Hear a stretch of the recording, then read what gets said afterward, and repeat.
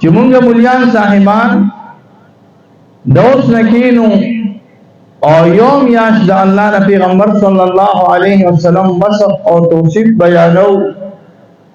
او داسې وصف او توصیف چې په حدیث صحیحو یا د قرآن په آیاتونو یا د فقه علماء په کتابونو کې وي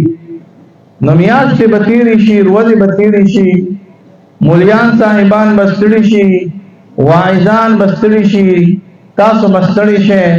خدا آقا او د محبوب محمد رسول الله صلی الله علیه وسلم صفت په ختم نشي دا ځان سره یاد ساتئ داسې مجالسو کې زمونږ ناسته صرف په دې نسبت سره راغلي چې یا رب کریمه ستا د محبوب په صفت کې زمونږ هم څه حصه پیدا شي مولانا روم دا ډېر لوی سړی تېر شوی دی دا په قونیه ترکو کې تېر شوی دی او یو ډېر ناشنا کتاب یې لیکلی دی چې هغې ته مونږ په خپل اصطلاح کې مثنوي د مولانا روم مثنوي د مولانا روم کې لیکي وی حضرت یوسف علیه السلام د مصر په بازار کې خرڅېده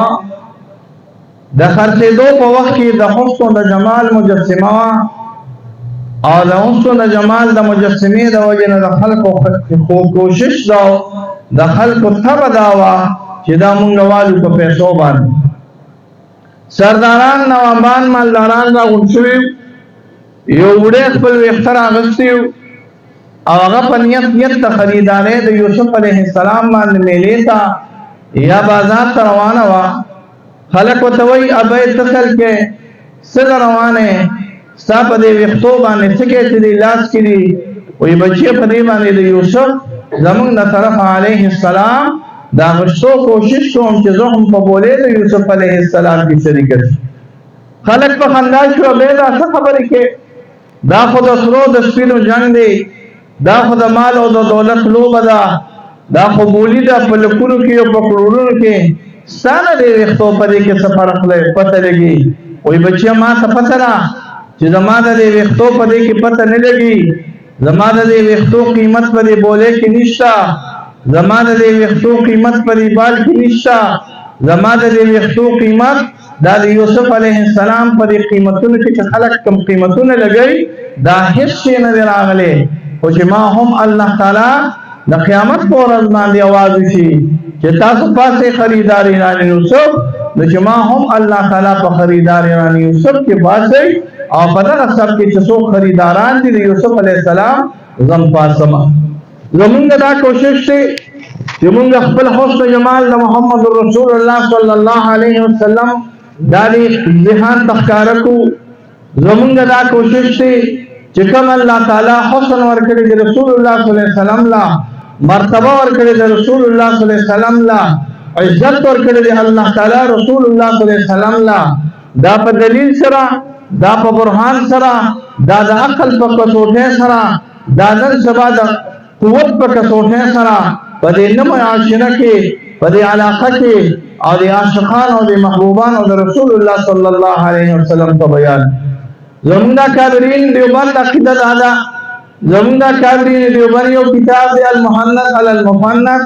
تاسو کوشش وکړئ چې ټول دیوبندي ملګري ځان سره پیدا کړئ هغوی وایي چې د حضور صلی الله علیه وسلم د ذات بیان د حضور صلی الله علیه وسلم د جسد مبارکه بیان خډیر دی اعلی دی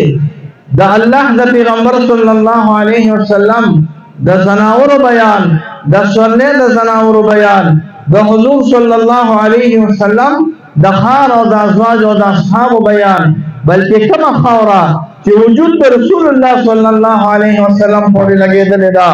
دغه خاورم د الله په دربار کې د عرش معلا نه بهتر او اعلی راغلی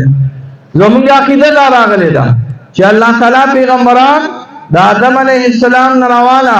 تر د محمد رسول الله صلی الله علیه وسلم پورې د انسانانو د هدایت لپاره او د انسانیت د هدایت لپاره پیدا کړی دي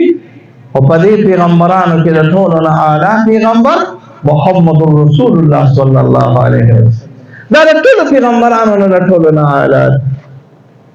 یو مسله دا زموږ یو ډېر فقیه چې نوم یې ځان سره یاد ساتي موږ ورته بزازیه ویو څه وایي ورته بزازیه دا بزازیه دا د زړی عالمگیری پر اخیرنی جلدونو باندې راغلی دا په 1-2-3 جلد باندې قاضی خان نظام ستاسو غټ پکې راغلی دی او په 4-5 باندې بزازیه ده بزازیه یو مسلک ته معتزله او نقل کوي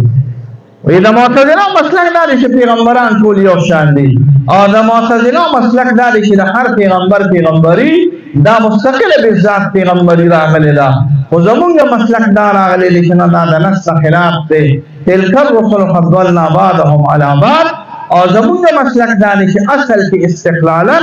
او بالذات پیغمبري دا د محمد رسول الله صلی الله علیه وسلم دا او د نور پیغمبرانو پیغمبري دا مصطفی د محمد رسول الله صلی الله علیه وسلم دا خبرم یاد ساته د انسانانو څونه خیسته یو نشي دا الله تعالی په محمد رسول الله صلی الله علیه وسلم کې جمع کړي